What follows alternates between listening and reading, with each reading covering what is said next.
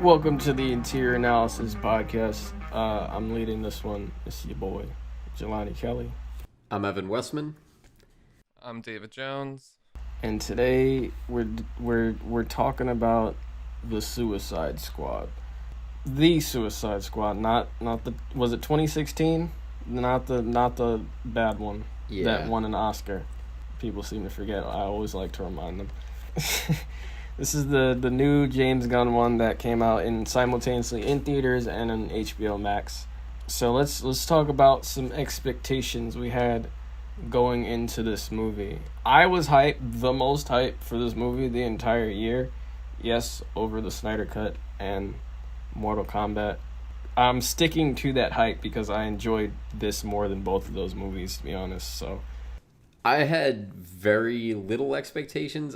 I think I'd seen one of the trailers before watching it, and I wasn't going to until Jelani suggested that we do this. And I didn't go to the theater. I watched it on HBO. I kind of didn't look into it too much, but I was kind of wondering, in terms of expectations, the only thing I really was thinking of was how are they going to deal with the old one? Are they going to kind of ignore its existence or go really hard on being a sequel?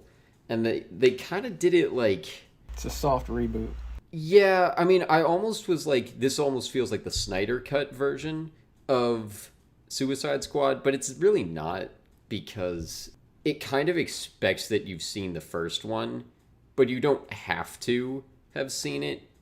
It feels like they took every lesson from everything that was dinged in videos made about the original, and we're all right, we're doing no exposition because apparently people hated how much exposition we did in the first one, so we're gonna just skip over everything in this one. Pretty much. I wasn't expecting to like it, mostly because, I mean, one, I didn't love the first one, but I also didn't like a lot of things about the first one that other people seem to, namely Harley Quinn. I won't hate on Harley Quinn too much, but not a fan. Not a fan. Also, I didn't like Guardians of the Galaxy, so the fact that James Gunn was doing this, okay, wasn't a draw for me, which it sounds like it was for a lot of people. So, that's part of, why I'm probably not going to say too much. I'm not going to go too hard against this, because this is not a movie made for me. So, I think it's no surprise that I didn't really enjoy it. David, expectations? Did you have any expectations going into this movie?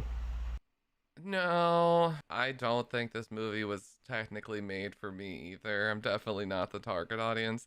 I am in the portion that found the only entertaining part to be Harley Quinn. Okay. But I don't know. It was fine. It was I enjoyed the first Guardians, didn't enjoy the second one as much. So with this, it was okay, I don't think if we were talking about it, I would have watched it. Mm-hmm. But I don't feel like I wasted my 2 hours. When I watched the first one in theaters, I severely felt like it was wasted. Everything about that experience felt like a waste. But this was okay, they at least tried. Right. Yeah, it definitely, and this is one of the topics, but, it's definitely better. I would say it's definitely better than the first. I'm not honestly sure if I enjoyed it more than the first. But that probably says more about me than it does about the movie itself. 100%, yes. I think you're right, though, too, because, just distribution-wise, I watched this in my bed, and I was on my phone throughout most of half of it. If I had to pay for this, my one friend was oh, I'd see it with you. I was yeah, we're going to talk about it. And they were oh, I'd go see it in the movies with you. And I was I don't want to spend money on this. So... Yeah, same. Jesus Christ. You guys get one movie towards before the end of the year that I'm gonna find mediocre too. Okay, so apparently it bombed, but the general public doesn't care that it did, because no one is expecting any movie to do well in the current state of the world.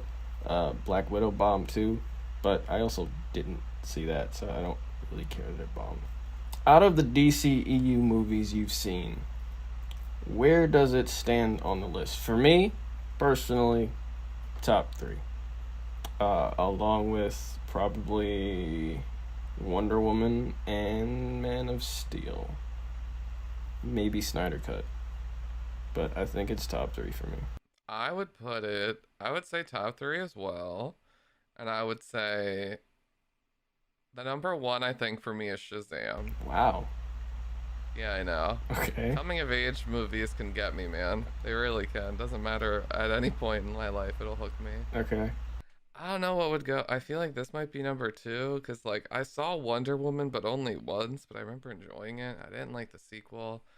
I didn't understand the hype around Aquaman. Yeah, I would probably put this at number 2, and then number 3. I don't even know if there's a top 3. Yeah. Did you see Snyder Cut? No, it's so fucking long. Yeah. Yeah, I get that. Okay. Evan? It ranks 5th out of the 7 that I've seen. So I'll okay. These are. I was gonna ask about Shazam and Aquaman. So these are. Yeah. So I'm just gonna list which ones I have seen for context because I feel like with how rocky the DCEU is, that kind of matters with a ranking like this. So, top to bottom, Wonder Woman, Man of Steel. The next 3 are kind of interchangeable: Snyder Cut, Batman v Superman, The Suicide Squad, Original Suicide Squad, Wonder Woman 84 at the bottom. Jesus, Wonder Woman. 84. However, I'll say this, just in terms of this specific movie, I considered putting it 3rd or 4th. I just kind of felt like Snyder Cut and Batman v Superman were interchangeable. I don't really know which one's objectively better. I kind of enjoyed Batman v Superman because I was just laughing for the last half hour at how this is so dumb. Lex Luthor's plan is really fucking stupid, man. Oh man. But that's kind of beside the point for that. But yeah, I was mostly just annoyed with this, vaguely, not aggressively, but it does not rank super high. If I were going to make an objective list, it would probably be higher. Okay. What I think is higher quality. I should also say, though, I have not seen any of these movies twice. Jesus. Some of that's just recency, because some of them I've only seen within the past year. I've only seen Snyder Cut once. I'm not spending another 4 hours. My brother's seen it over 4 times. I don't know how or why. What? Yeah. Yeah. I also have one question with this ranking. This is the Nolan Batman movies are not included in this, right? Okay, because that would change my rankings. Yeah, completely. well, sure. But I figured they weren't included. All 3 Nolan things would be in your top 3. I know already. Yeah, they would. What about Green Lantern, guys? Where's that on the? Does that even count? No. Never saw it. Good. You don't need to. I've never seen it either. That's something I'm never gonna force because you guys seem so pained by this. That's something This wasn't painful at all. Yeah, it wasn't painful, but I don't mind if other people like it. It's just not for me. Mm-hmm. I just think it's exactly what you think it is. And if that's what butters your biscuits, it's going to be a good time. But if not, it's going to be okay. At least it's free on HBO Max. You know what I mean? Included on HBO Max. It's not free. Oh, yeah. Well, I'll Sorry. just chop it up to free with all the TV shows I watch on there. Yeah. Yeah. So next topic, if we don't have anything else for expectations. Suicide Squad versus the Suicide Squad. I need to start off by saying this because I was so physically hurt when I was told this by my own damn father. He said the first one was better. I didn't have words for him. Ooh. Wow. He said the first one was better, bro. I asked him to give me one personality trait that Killer Croc had, and all he could say was BET. I didn't even remember him saying that in the movie until my dad said that, and I was like, oh, he did say that. Oh my god. I don't remember the movie. He barely has any lines, as I recall. They got an Oscar, Evan. That movie got an Oscar. Yeah. For makeup. It did. For a character that wasn't on screen most of the time. Objectively speaking, where do we stand as far as this one goes? Because I need to know if you guys are my friends. As far as this one goes and the old one. This is definitely better. Better doesn't necessarily mean good. Okay. I'm not saying that this is bad, but I feel like this has just kind of become a little bit of a hallmark of the DCEU is I think some fans seem like they equate better with good. I kind of felt that with the reaction to the Snyder Cut. And same with like, I guess like Wonder Woman and Aquaman too. Again, I haven't seen Aquaman, but people seem to, the reaction to Aquaman was like, some people were like, oh, it was great. And some people were like, yeah, it was good compared to everything else. I hated it. So like, personally. Yeah, it sounded like it was pretty like standard CGI light fest, like That's exactly kind what of it deal. was. It was like a Marvel movie from what I heard. Very long. It felt, what is it, 2.5 hours? I felt every minute of that. Like, I was wondering when the movie would be over when I was watching it in the theater. I did not like Aquaman. In terms of these two, though, yeah, it's absolutely better. But again, I don't know that this is like going to be hailed as great.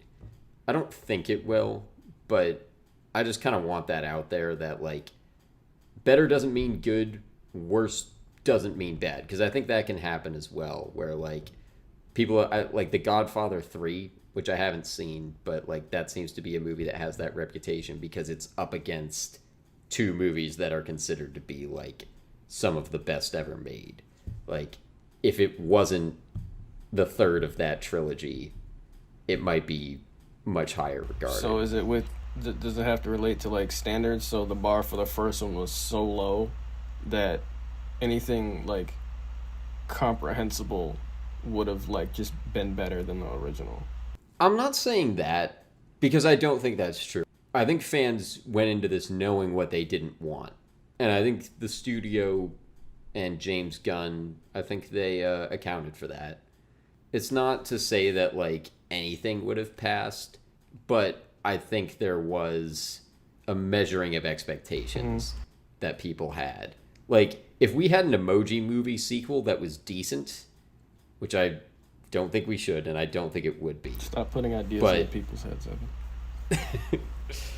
Okay, if Sony hasn't like thrown around an Emoji Movie sequel, like they're not like, nobody at Sony's gonna be like, guys, you know what we really should do right now? Like that's already been, that conversation's already being had if like they're gonna make that.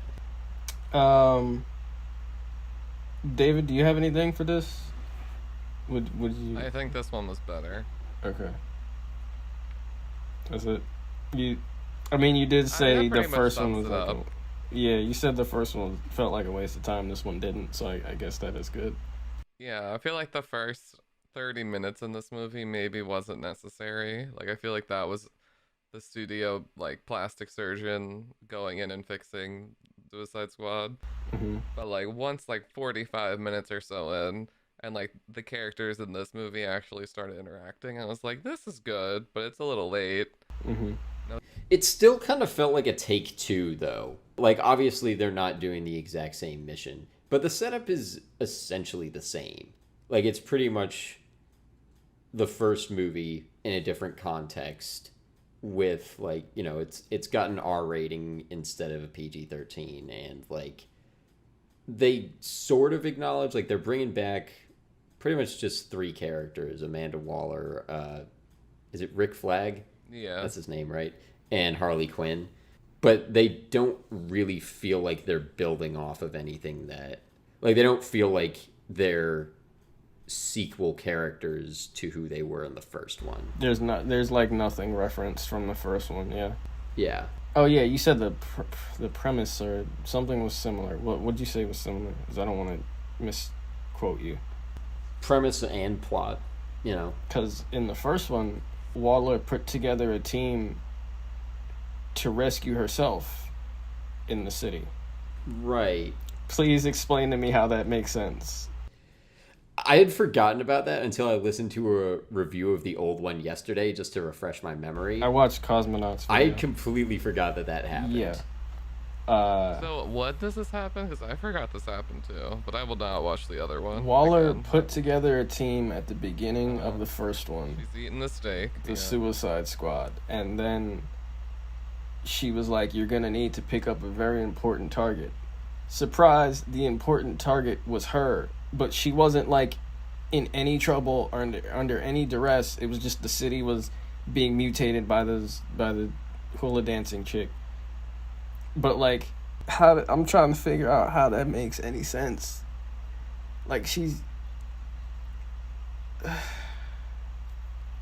Yes, this story made, even though it had a giant alien starfish with one eye. Which made me very uncomfortable. Like, I didn't know starfish operated like that.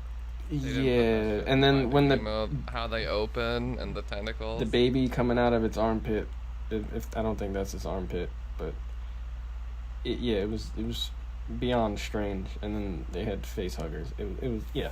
that's comic books. Yeah, it kind of turns into the Rick and Morty Glory to Glorzo episode at the end. Yeah, it does. Like, Jelani, from your reaction, I don't know if, like, I don't remember. if familiar with it. I've watched Rick and Morty. I don't know. It just, it kind of like, I don't really care. I didn't feel like it was ripping it off, but like, as soon as that happened, I was like, it was like the whole Suicide Squad was like, oh, cover your face.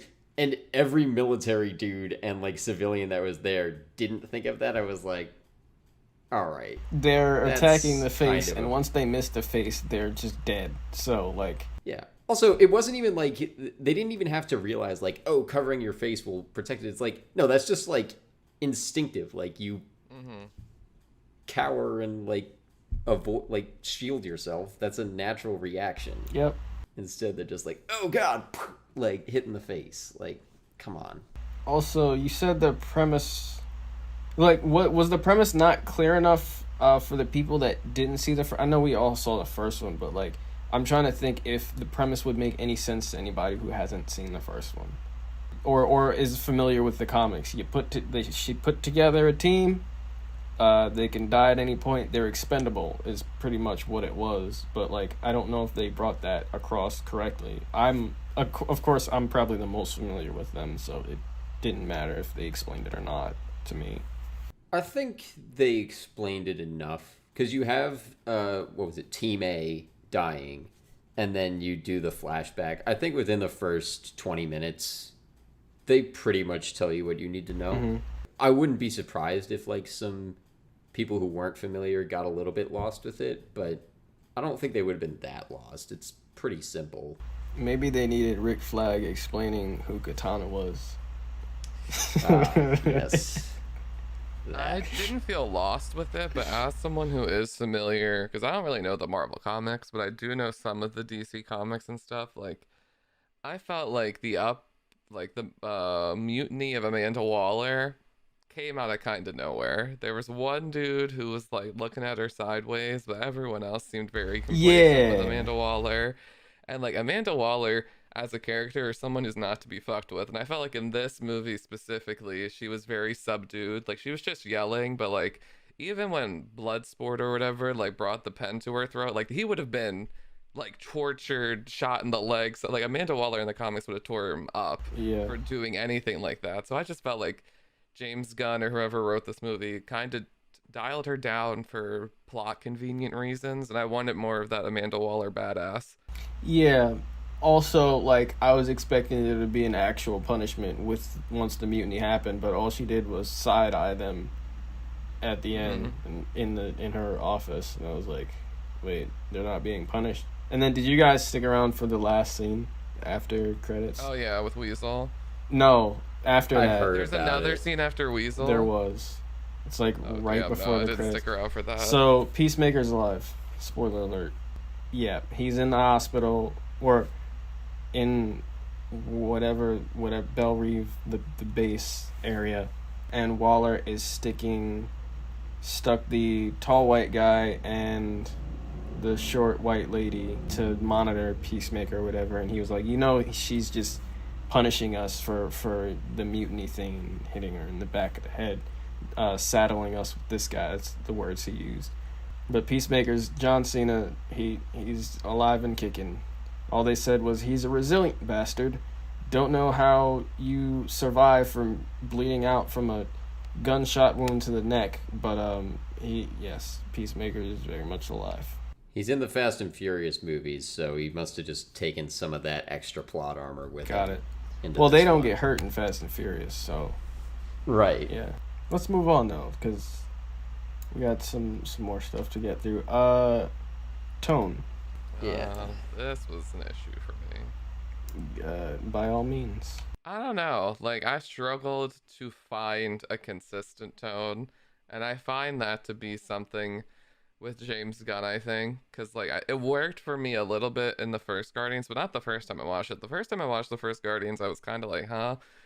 And then even Guardians 2 now, and now this, I don't know. I just, the tone I feel like changed depending on which character you followed. Mm-hmm. And I was like, the only tone I really enjoyed really was Harley's point of view. Like, especially when Harley's just like escaping and killing everybody while like the Suicide Squad's preparing to do this, and I'm just like, so is Harley just doing the whole job for them? Like, why are they even here? Like, here she is, and she's seeing like rainbows and flowers, and I'm like, so this is what Harley Quinn sees when she murders people. That's really beautiful. And I thought that was like the most interesting segment of the entire 2-hour movie. Yeah, I don't. Evan, I know you have some issues with tone as well. I do, although I think they're different from the issues that David's having with it. Mostly it's with the violence, but I'm gonna touch on like a couple other ones that stuck out to me too. It felt like it was maybe trying to be subversive, but was just kind of doing it wrong. Like killing off the characters at the beginning, I thought that was cool. Like that's a good way to set the tone, because everyone thought like Pete Davidson was gonna probably be a big part of this, and then it turns out he's in it for all of 3 minutes. And same with like everyone else in Team A. But then it does the thing that really confused me with that was like Harley Quinn gets the javelin, and I was like, are they trying to do a commentary on like the like trope where someone like hands on the mantle of their like whatever they symbolize to somebody else, and they're trying to subvert that? Like, it felt like maybe they were going for that, but if they were, it really didn't work. I don't think so. I just thought it was like a heavy-handed Chekhov's gun. Like they were like, well, we've had this the whole time, so go use it. Yep, that the character named Javelin didn't even get to throw his javelin, so let that sink in. Go ahead. No, I think David, you pretty much nailed it there. I wasn't thinking of it as a Chekhov's gun, but yeah, I think it was just a very heavy-handed Chekhov's gun. Yeah. The major tone thing that didn't work for me, this is mostly a personal reaction. Like it's more about me viewing it than it is about the movie. But the way they did it, I do take issue with. Like the way that they turn like death into a joke, I don't love that. Now what's confusing to me is that I do enjoy that in other movies sometimes. Like some of the death related humor in like Deadpool and Clue I think can be hilarious. Or like just yesterday, I was watching Brooklyn Nine-Nine, and there's Bill Hader's character. Shh. I'm not. Is it season 8? No, it's. I'm catching up. It's season 3. Okay. Very beginning of it. But there's the Bill Hader's character comes in for like one scene, and then he like has a heart attack, and I was like, oh, like this is hilarious because Bill Hader's doing a great job, and like he's dying in a funny way, or like even. Also, I've just been noticing this over like the past week and really paying attention to it. Like this other movie, The Nice Guys, like there's this scene where, or a couple people are like getting thrown off a roof, and Ryan Gosling and Russell Crowe are like watching it. But what we're laughing at is like their reaction. Is like not. I'm trying to figure it out because I really bumped on the way that they like tried to turn deaths into a joke in this movie. The biggest two scenes were Milton's death and the camp massacre. I understood where the joke... Right. Well, see, here's the thing. I understood where the joke was. I was like, that is kind of funny because he's just tagging along and like not acknowledged, and like just it's kind of a fun way of using film language, and then he suddenly dies and you realize that they didn't know anything more about him than we did. And I was like, that joke would be hilarious if he didn't just die. But he died, and the whole point of the joke is like he died and they don't care. And I'm like, maybe it's just because we're coming off of Dunkirk, and I kind of had that on the brain. But I was not okay with that. I think it would have been hilarious in like if you put that same joke in like a Monty Python movie or like a paintball episode in Community. That's hilarious. But it really didn't work for me. Do you think it's because it wasn't this movie? The movies you keep mentioning are centered around comedy. They're considered comedies. I think that might be part of it, yeah. And like maybe I'm trying to figure out if there's like something about the way they like make death into a joke in those, where it's not about like, oh, he died, isn't that funny? It's like, no, the manner of death is hilarious or something like that. Mm-hmm. Like, there's a way to do it that's like tasteful and funny. And I don't want to say this was like super distasteful. It just didn't work for me. Same with the camp massacre was the other scene that I really noticed. I get that one. Where it was like, first of all, that scene just felt like playing a video game. But like they're going around and they're shooting all the guys thinking that they're bad guys. And then at the end of the scene, they're like, oh, those were good guys? Whoops. And I was like, that would be hilarious, but they just killed like 18 people. Yeah. That's not funny. That's not funny. Like, and even if they'd been injured, like injuries can be hilarious sometimes in like, you know, in not real life. So if they'd been injured, that would have been fine. Like I would have been on board for that. But it was like 18 people just died and that's a joke. Sorry, but I'm not here for that. If other people are, that's like, I don't want to like pass judgment on it. I think it's partly just like a me reaction right now, but I think they didn't handle it well. In like not super poorly.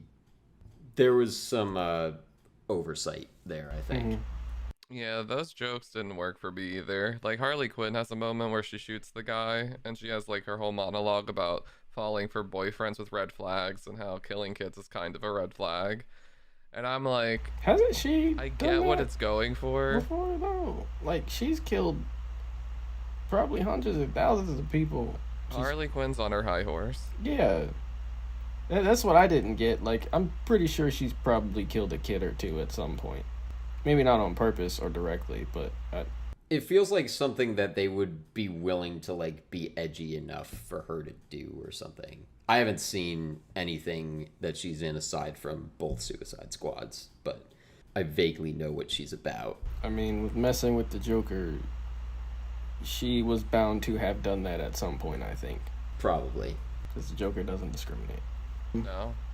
Yeah, I get the camp thing. Like, also, plot-wise, it didn't make a ton of sense either. Like, why Waller would tell them to just kill everybody there.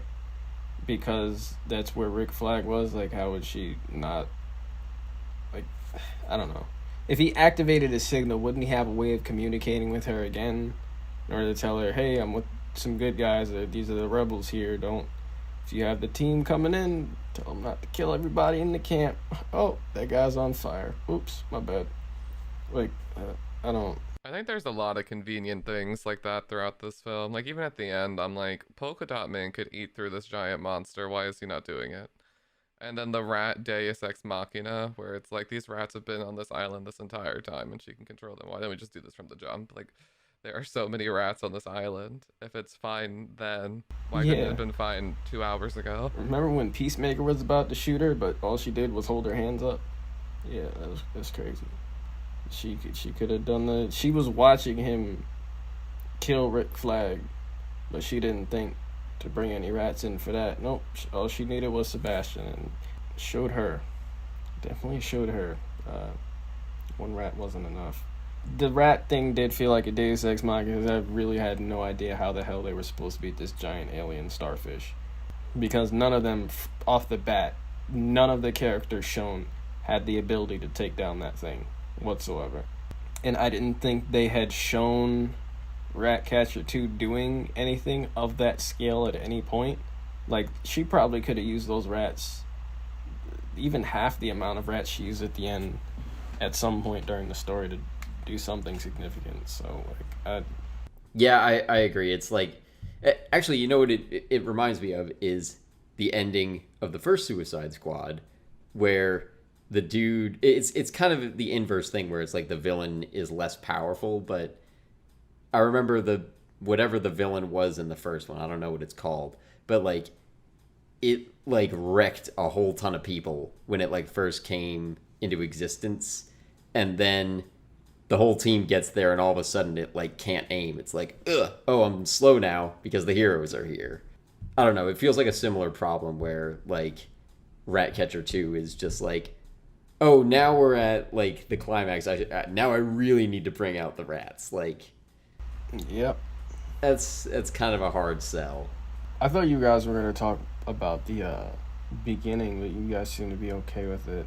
I was gonna say at least they delivered on the suicide aspects. Remember how only 2 members died in the first one? They killed a lot of. I mean, the beginning they weren't main characters because they weren't around long enough to be main characters. But Yeah, what was the dude? Slipknot? Slipknot and Diablo. I remember as soon as he showed up, I was like, that dude's dying. Everybody first. had a 5-minute intro with lights and unimportant information like Captain Boomerang having a unicorn fetish. And then Slipknot showed up and he was like, "This is the man that can climb anything." And then he just headbutts somebody right next to him. And I'm like, he's... I could just see that guy dying first from a mile away. Yep. And that, like, I don't remember a lot of that movie, but I remember that. He tried to use his one ability to get on out of there, and they said no. Also, Katana, she's got Rick Flag's back, so she was kind of thrown in there as well. Even though she wasn't really one of them, she didn't have a bomb in her neck. It was strange. But Diablo was the only other character that died in that movie because he sacrificed himself for family. So Dominic Toretto would be proud, but Yes. I don't know why he considered them his family at all when the characters didn't really interact like that. Besides the bar scene, and he was being yelled at there, so I don't know. But yeah, they killed a whole lot of people. Even if you don't count the beginning, Rick Flag, Peacemaker before you guys. I told you about the ending, and Polka Dot Man. Am I missing anybody else significant? I don't think so. Aside from the entire island nation, I don't think there were any other main characters that died. That was a good amount because we had time to get attached to at least Rick Flag and Polka Dot Man. So, and Peacemaker. I kind of want to count him, but they kind of cheated it at the end. I like that there were stakes in this one. Anybody that knows me, when it comes to my writing, stakes are my biggest thing. So, especially with the beginning, I thought it was going to be more along that tone because James Gunn on Twitter was hyping up for the longest time, not every character you like is going to survive by the end. And I'm like, oh boy, are they just going to start killing characters left and right with like no speech, no build up to their death or anything like that? That's not what happened. It was more of we got that more in the beginning, but yeah, I still enjoyed it. Let's go on to characters. We were talking about Ratcatcher 2. She's one of the more popular characters, her and Bloodsport, from what I've seen. I'm on a few subreddits and I'm getting that information. But her and Bloodsport seem to have the most character development, I'd say. I don't have much to say about her. She was just the big weapon for the end. I wasn't expecting. I was expecting King Shark to do more, to be honest. Anything on her? Or we can just go to Bloodsport, which is Deadshot 2. Bloodsport is absolutely Deadshot 2. I was thinking that, and then I saw it in your notes. I was like, perfect. Yeah. There probably is a script out there where it's Will Smith instead of Idris Elba just as Deadshot, because it's pretty much the exact same character. One is just English. Like, down to the beard styling. Yep. It's like the exact same. The weapons, they both have wrist guns. Think about that. Oh, yeah, they do. Yep. Huh? Except Bloodsport shoots his like a slingshot, which is really weird, and I have no idea how that works. But they were aware Bloodsport was Deadshot too, which is, I think that's why they included the thing with Peacemaker, who is also another Deadshot, apparently. I wasn't familiar with either of these characters before this movie, before the trailers. Apparently, in the comics, Bloodsport actually did put Superman in the ICU because he shot him with a kryptonite bullet. The thing with his mercenary was his father was a mercenary. His father was a soldier who trained his son to kill from the moment he was born. That's the exact same thing for all three of those characters. I'm not sure if that's Deadshot's exact backstory, but it sounds like it could be because Bloodsport is pretty much just Deadshot. So we knew by the end he would slightly change, and we never saw him make up with his daughter, which I liked. Because the last interaction they had was the first one we saw where they were just swearing at each other. Which I felt like if they would have made up at the end somehow and he would have gotten a scene, that would have been a little too cheesy. I don't think it would have been believable. Yeah, exactly. She did have the moment where she saw him on TV and was like, "That's my dad." I was like, how do you know what's happening here because first of all, I don't even know how they got a cameraman out there to record this catastrophic city destroying event of the star thing attacking people, but like how do you know he's being the hero in that situation? I don't know. Harley Quinn, my favorite. I like that they still made her badass, like from Birds of Prey. I don't know if either of you saw that. I did not. I did not. Okay. There was a police station scene in that movie where... I have seen that scene, I think. Is that the one where the Halsey song plays? Because the Halsey song is the one thing from that movie that I like. I say that having not seen it, but also with no interest of seeing it. I don't know. She was beating the cops up with bats and breaking legs and stuff. It was very painful to watch, and the tink sound of the bat it's a lot to hear. But her escape scene in that one, I mainly remember that scene in Birds of Prey. Oh yeah, that was another DCE movie. I forgot. Yeah, I don't really remember that movie. I've only seen it once, to be honest, but I remember liking Ewan McGregor's performance as Black Mask. But her escape scene in that, I think, was dope, and her escape scene in this was dope as well. I don't know why she's always being captured, but like David said, that was probably one of my favorite scenes in this movie, where she legit just took out an entire military base full of people and then met her friends outside who were coming to get her. So, and she has like one of the funnier lines. Like sometimes the humor is really hit and miss for me in this film, but that time it really hit when she's like, "I can go back in." Oh yeah, yeah. And he's just like, "That's patronizing." I kind of prefer Joel Kinnaman in that scene where he's like, "Yeah, it was a pretty good plan." Oh well, all right. That was like the only scene like that, and then like I think she had a line about like, if you use personalized license plates, you die. If you cough without covering your mouth, two things that I found even remotely amusing in this movie. And both of them, I think, were used in the trailer. If I'm recalling that correctly. Oh, okay. But Evan, you seem like you're struggling not to say anything about Harley Quinn. You don't. I don't want to ruin Harley Quinn for anyone else. I think she's insufferably annoying. She reminds me of every person I hated doing group work with in school rolled into one person. Why? Don't answer that. Yeah, she reminded. That was literally what I thought the first time. I was like, this feels like everyone I hated doing group work with. Almost every line she says, like, really doesn't hit. It was worse in the first movie. I'll say it wasn't as annoying here, but like, that's why there are some things in Birds of Prey that I think I might like, except that the entire thing is centered around Harley Quinn, which I won't like. I didn't like the kid. Sorry, go ahead. Sure, that's fine. No, I mean, like, I understand why people like her, because she's like, it's kind of the same reasons people like the Joker. She's like completely unhinged. But I don't think the Joker is annoying the way she is. Do you like Deadpool?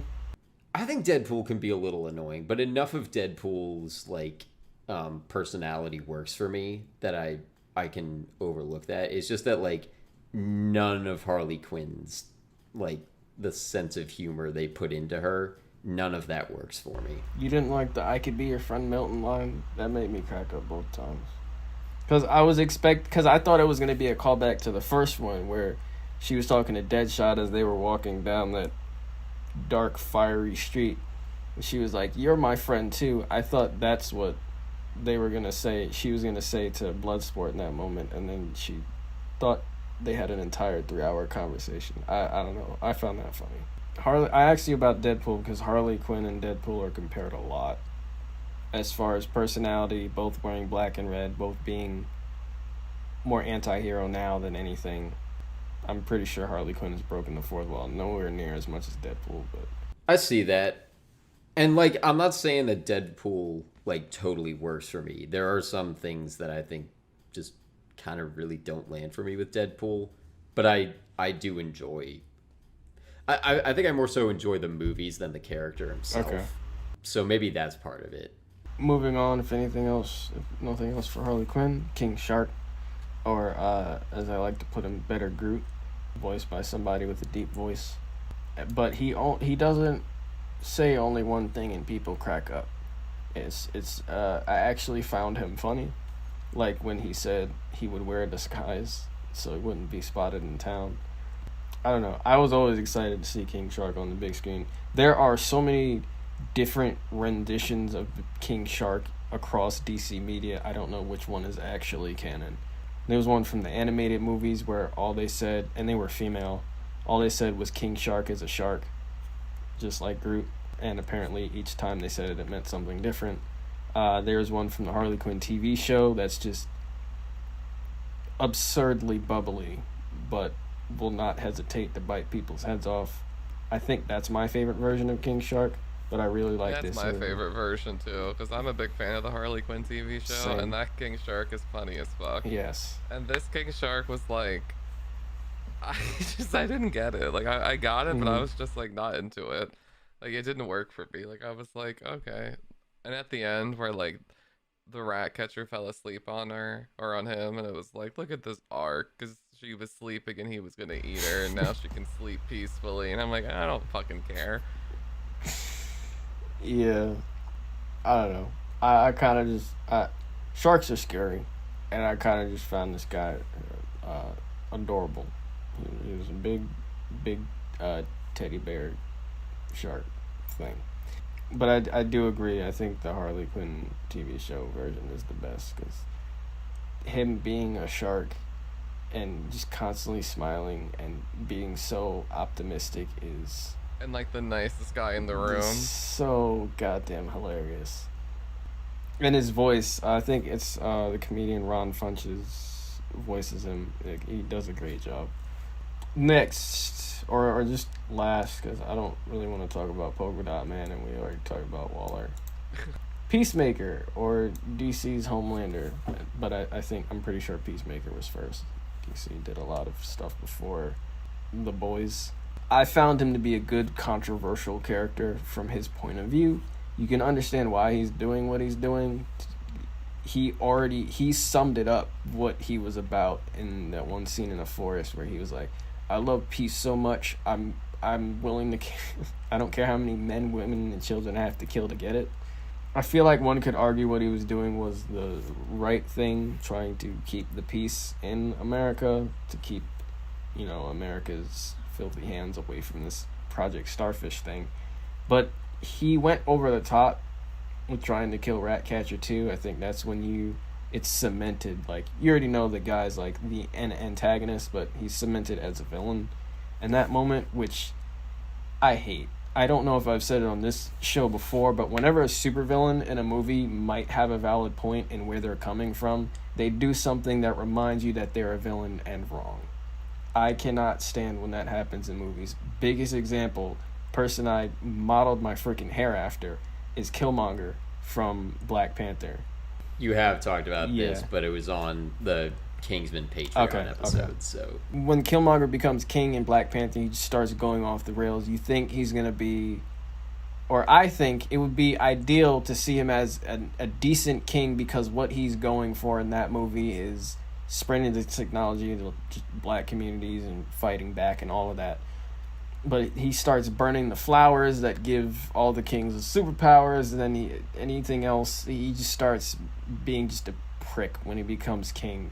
It's like, I can't stand that, because they're great characters otherwise. Like, you can't just let them be characters. You have to shove it in the audience's face that they're villains, that you're not supposed to be rooting for them, which I don't... I think that's... You got to treat your audiences smarter than that. But I liked Peacemaker as a character. It's just that decision he made to try and kill Ratcatcher. I was like, okay, they gotta kill him now. Like, what a waste.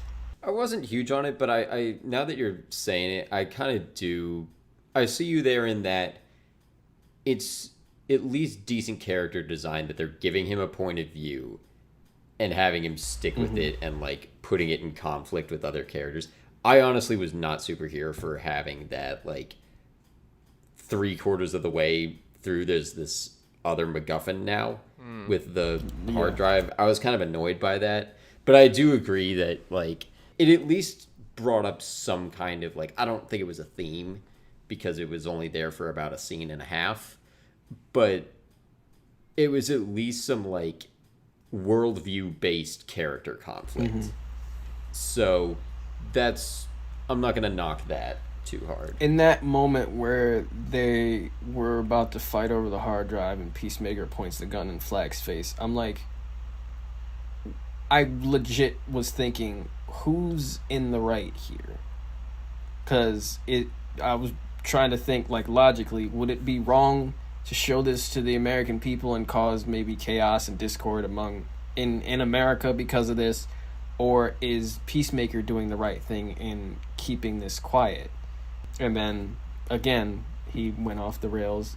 He killed Rick Flag, which Flag was trying to kill him too. One of them were gonna die in the end, but then he went off again. He went off the rails and went full blown. He went full villain. You don't go full villain as an anti-hero if you're starting off that way.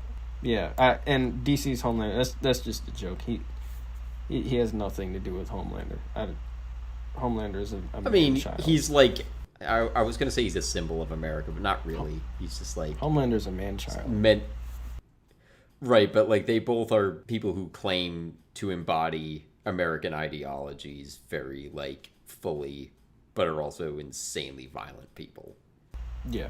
So there's a parallel to be drawn. 2 topics left. Pacing. Did pacing seem like an issue? Because I didn't think so at first when I first saw it. So I saw it when I was in DC visiting for a convention, and it was the morning. I saw it Saturday morning, and I didn't think so at the time. I was just enjoying it, chilling in my bed. Other than the scene with Harley Quinn and Luna, I thought that dragged on forever. I did not care for that the first time I saw it, nor the second time. I've seen this movie twice. But upon my second watch, like, the movie did drag a little bit. That's just in my opinion, because I just saw it the past weekend, and I was watching with my family again, and I already knew what was coming up, so maybe that's why it dragged. I don't know. It felt like it dragged. It dragged for me. And I feel like the non-linear aspects of it and the inconsistency of that was also an issue for me. Like, there's a few times in the beginning where they do that, and then at the end again, and I'm like, do we need to be told that this is exactly 8 minutes earlier? Like, the hard cut away, like, it just took me so out of the scene. I didn't really see it as a pacing issue, but like, I think at the time I attributed more to that.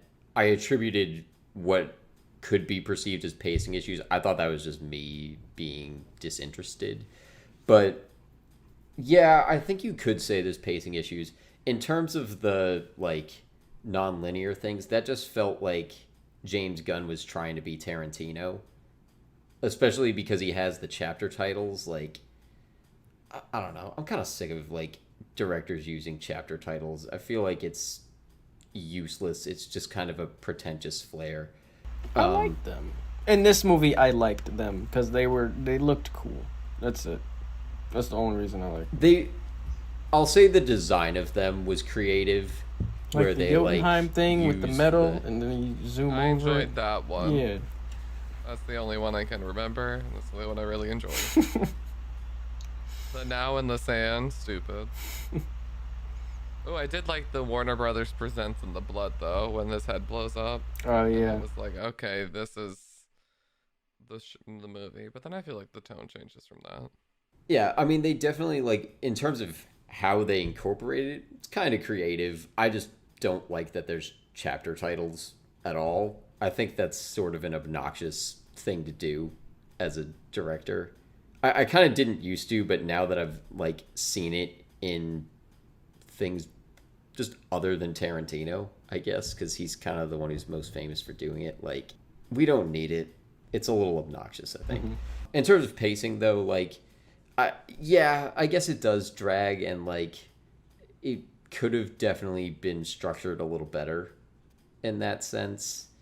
But I think part of it is maybe because you're following an ensemble that gets split up, and it doesn't balance that perfectly. I guess. I don't know how it could have been fixed, but yeah, it's a bit of an issue. I felt like the 8 minutes earlier thing towards the end, I thought they were doing that to show that it's not a Deus Ex Machina when Ratcatcher 2 gets saved by Bloodsport in that standoff. But then they had the Deus Ex Machina at the end with the rats. And I'm like, what? Wait, I thought you were trying to not do that. And they just went around and did it in the next few minutes, so I guess not. And also, like, for me, whenever movies are that specific with, like, 8 minutes before, it almost feels like a challenge. Like, I should take out my phone and go to I wanted to do if that. This doesn't hit I that wanted to do exactly that. at 8 minutes. Like, why do you claim this? So, I don't know. It just felt, like, so unnecessary. Like, it didn't do anything for me. It just took me out of it. I'm like, is this really 8 minutes? That's exactly. I wanted to do that both times I saw it. I didn't, but it felt longer than 8 minutes. I actually kind of didn't like, now that you're kind of saying, like, what if we didn't have that? Like, I guess what you would do instead if you didn't show, like, the whole sequence with one group of characters and then the whole thing with another, then you'd be intercutting between them. And I feel like that might have been, like, slightly worse, but it also does just, like, again, I think it's kind of obnoxious to just say 8 minutes earlier. Like, hey, look at us doing non-linear things, guys. Like, I don't know. You can just lean into, I'm forgetting the term, narrative time. I think that's the word. Where it's like, we know that everything that's happening isn't, like, you know, minute for minute, like, exactly parallel. Okay. Like, A Quiet Place 2 recently did that, where they like Don't intercut spoil. between it's not gonna spoil it, but it just intercuts between two sets of characters that are, like, very far away from each other. And I was kind of thinking, like, okay, I bet, like, I don't think we're meant to believe that, like, these two things are happening at the same moment, but they're kind of just doing it for, like, I guess, yeah, pacing reasons, really, just keeping that momentum. So they maybe could have done something a little more like that here. I don't know if it would have been better, but it just would have been another option. I felt like the tension would have been lost in the scene between Peacemaker and Flag, because it would have gotten muddled around with the King Shark with the weird octopi things, and then Polka Dot Man blowing up the C4, and then the ceiling crumbling. Like, mixing that in with a really tense scene like that, I think would have ruined it.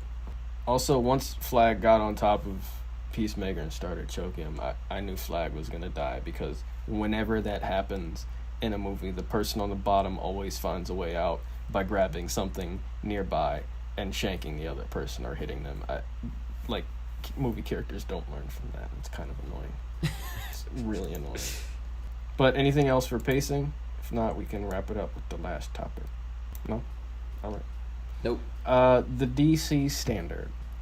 Do we think DCEU movies are going to stay at least around here going forward, or is their next project going to tank? I think their next project is the Batman, isn't it? Is that supposed to be next? I think that's at least soon. That's sometime next year, right?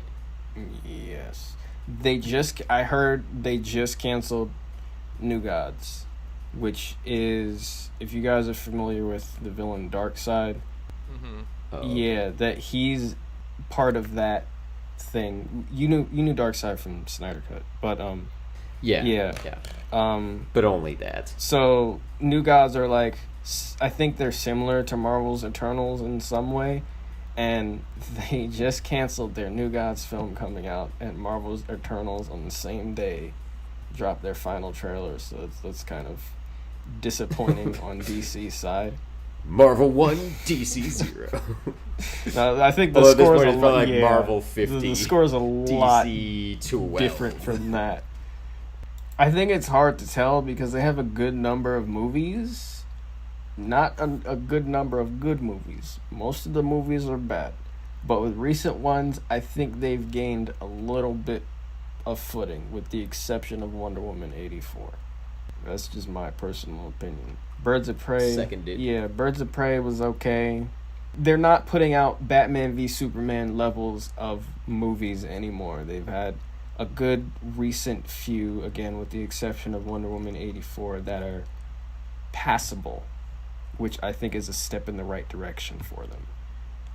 A lot of people love the Snyder Cut, so that's good. But just their normal movies coming out, like Birds of Prey, for example, I really hope the Batman does well. I don't know if it's connected though, to be honest, because it's not Batfleck, so I don't know what the plan is with that. But the movie looks kind of fire. I'm not gonna lie, like it doesn't look like your typical standard hero stuff. Like it doesn't feel like it's gonna be like any of these DCEU movies. I'm kind of here for that.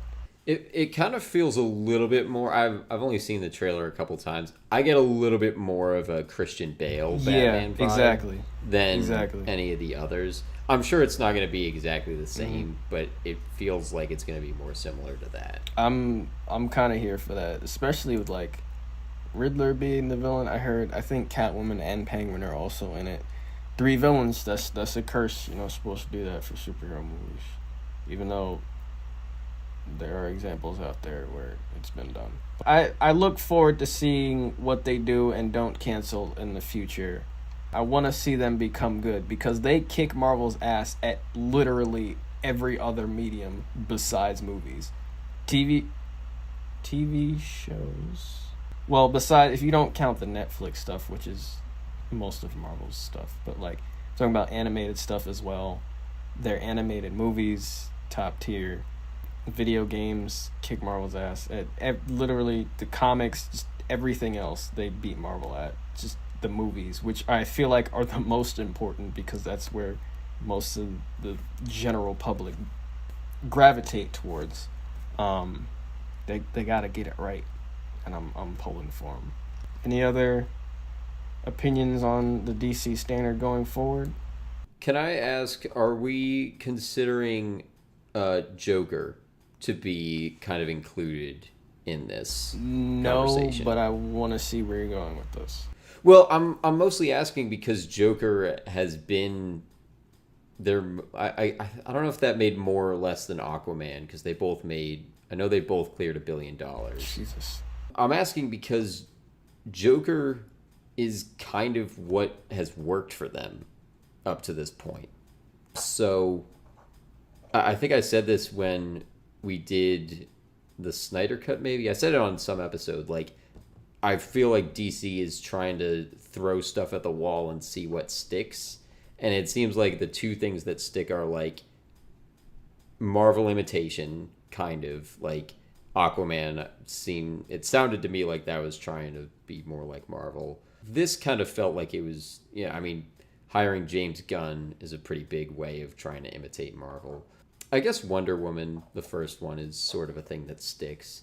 But then Joker as this standalone, artsier kind of movie that it doesn't seem like they're trying to connect it too hard to anything else. Like, that was really successful for them, and I'm sure they're taking that into account. So I don't know if we want to consider that part of the DCEU. I think most people don't, it seems like. But it's a DC property, and maybe that's like something they're going to try for a little bit more. Maybe. Because, I don't know, like, does DC, like, in their canon, is there like an Endgame equivalent kind of storyline where they bring together, like, just everything? Yeah. Like, could they realistically do that? They could pull from a lot, to be honest. Any crisis event. Okay. I mean, maybe they'll try to build up to that, but they're not off to a great start, and not off to I don't know where we want to consider them being at right now, but I don't see them doing that. I think we're gonna have successful DC movies. I would not be surprised if the Pattinson Batman movie did really well. I bet it will. But it seems like we're still also gonna have bad ones, but we could get more pretty good ones. Wonder Woman 3 could be really good. Are they making that? I think maybe. A theoretical Wonder Woman 3 I can see making good money. Justice League too. Justice League 2, I think, would have to try harder. But And be less than 4 hours. Well, I think it's going to have to do... It's going to have the same problem that this had, because it's living in the shadow of a movie that people didn't like that much. And I think Justice League was more of a financial flop than the first Suicide Squad was, in terms of like budget versus how much it made. Like, I think the first Suicide Squad was pretty good in terms of like return on investment. I think we're going to continue to get a good spectrum in terms of quality and success. Like, I'm not going to make too many bets on what's going to be good and what's not. But they'll keep making stuff. Some of it's going to be good. Yeah, that's all I have for my notes and topics. If you guys wanted to add anything else, feel free. Well, David, did you have any response to... I think it's so hard to predict whether or not a company can distribute movies well, like their sausages. Like, it's all the creative team. Like, I know Matt Reeves looks like he's kicking ass with the Batman movie, but I don't even know if that's even considered to be DCEU and stuff. So legality wise, I don't know what's what, but to me it comes down to the creative people behind it. Like, who made Joker? Todd whatever, wasn't that his name? Tom Phillips? Todd Phillips, I think. Yeah. Like, it was, so we'll see. James Gunn, sometimes he hits it, sometimes doesn't.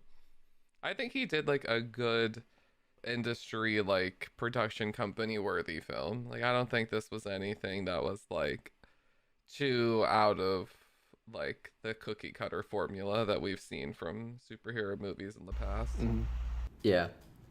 I think Nolan's Batman trilogy also deserves a little bit of a place in this conversation, because all three of those were very successful.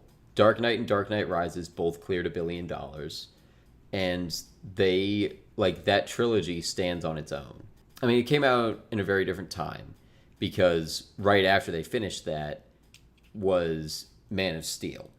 I feel like I remember people talking about, like, what are they going to do with that now? Like, is that going to be in the same universe as the Dark Knight trilogy? And it turns out the answer is no. They need to figure out their canon. They're connected. Like, they keep making projects that are separate of the DCEU, and it's like, I get it. You're trying to figure out what works, but if you're going to build up to a big movie down the line, you got to, like, get your stuff together.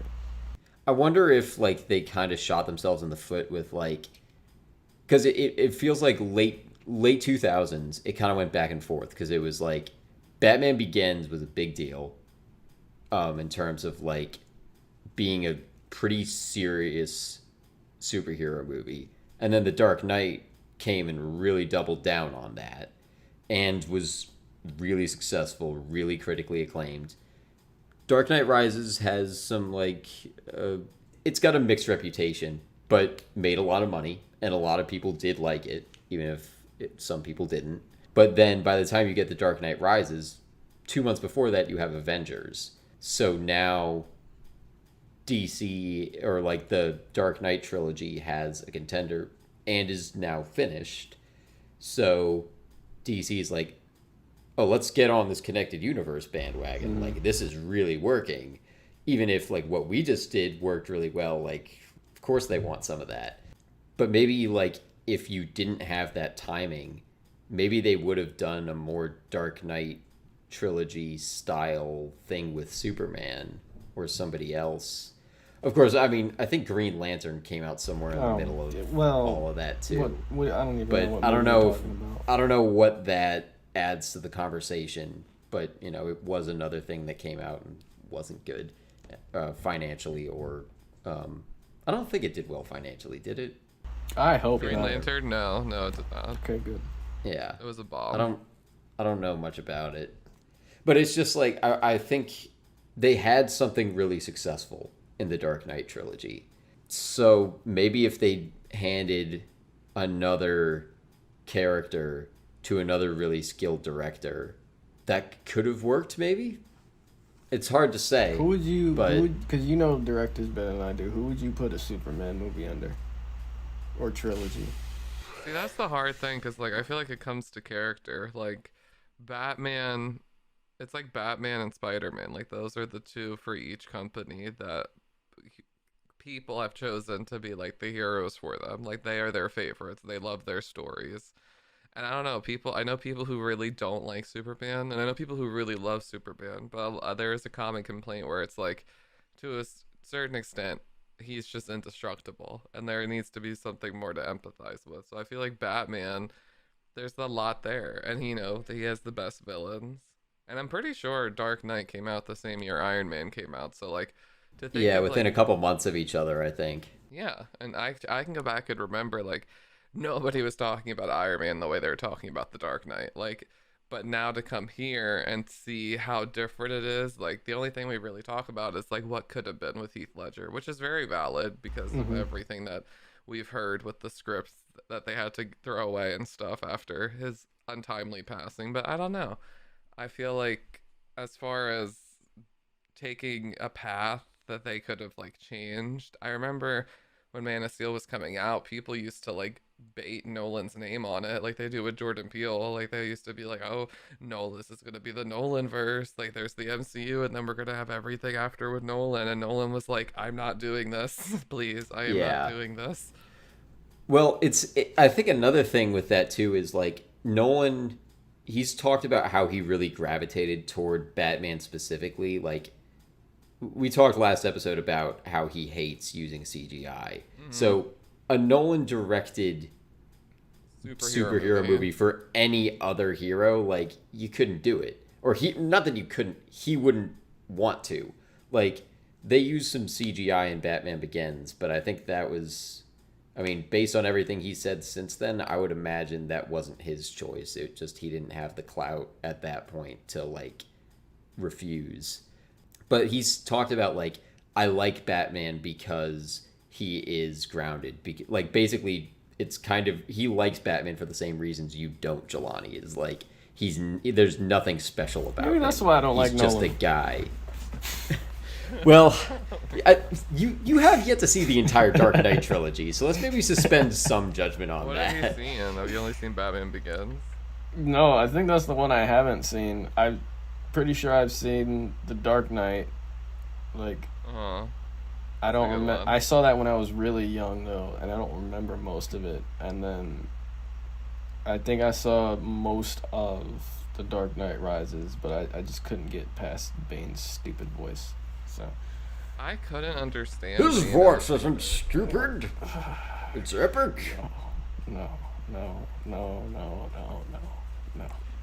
I'm good. Someday when we do Dark Knight Rises, I'm gonna do all of the Bane. God, oh, you gotta warn me again about this. I don't think I want to be sober for that. It's so fun. When anyone's wearing a mask, they should be allowed to talk like Bane. Sorry. How often do you... Do I do it? I don't know, a couple times a month. Damn it. Evan. It's a lot of fun. In terms of, like, your question, though, about the directors, like, I think you'd want a good match of material and creator. So, I don't know why the first person I'm thinking of is Fincher. That's the only I don't think one that came to mind for me. I don't even... That's so dark for DC, though. I feel like DC Like, doesn't always have to be inherently dark. Like, Batman's inherently dark, but Superman's kind of vibrant. Yeah. So, like, I don't know, maybe Spielberg and Superman. I mean, you're not that far off. See We that got the working. Richard Donner version, and he made the Goonies with Spielberg. So, like, there is that similar kind of I feel like that'd be too cinema language campy. there. It feels like the right blend of Yeah, but Superman director is and campy. material. Like, his literal name is Superman. No, Superman's not campy. I wear leotards and I fly, and I'm serious. Well, when Henry Cavill's doing him, that jawline, like, Oof. they're trying for it. Toss a coin to your Witcher. I wonder. Well, what could have been, right? What could have been? Let's hope. I'm trying to think of other directors, and like, I mean, Jelani, you know the characters better, so maybe I don't know. I don't know if I know enough characters to match them well, but I don't know what other big directors would want to do it. Adam Sandler and Green Lantern. I would see that movie. Yeah, miss me with that. No, I would 1,000% pay to see that movie. What if we took an approach, or not we, as if we would ever be offered to make a DCEU movie, but what if they took an approach and like came at it from a villain's point of view, since that seems to be their most successful thing with like Joker? Like, I would love a new Catwoman movie. Sorry, all I can think of is the original. So I'm gonna clear my. Oh, the Halle Berry one, you mean? Mind of that. Let me think The of original, another. that one, because when I think of Catwoman, I think of Michelle Pfeiffer from Batman Returns. When I think Catwoman Anne movie, Hathaway. I think So, yeah, okay, Catwoman. wow, we all That's think. why I of would different- like a good Catwoman movie, or like a Penguin movie. Like, I feel like he has a lot of potential. Mr. Freeze. That would be dope. Mr. Freeze would be very interesting with his Mr. wife Freeze and would be- everything. Mr. Poison Freeze would be Ivy, give fun. me a standalone Poison Ivy movie. Something like I don't need to see. I mean, Harley Quinn has same her own stuff. movie, right? That's I true. haven't seen it, but you know, It did that is- do well or did that flop? I don't know. I think it sort of flopped. Here, I'll pull up the numbers on it. I just like Ewan McGregor's performance as Black Mask because he was just funny and he was hammy.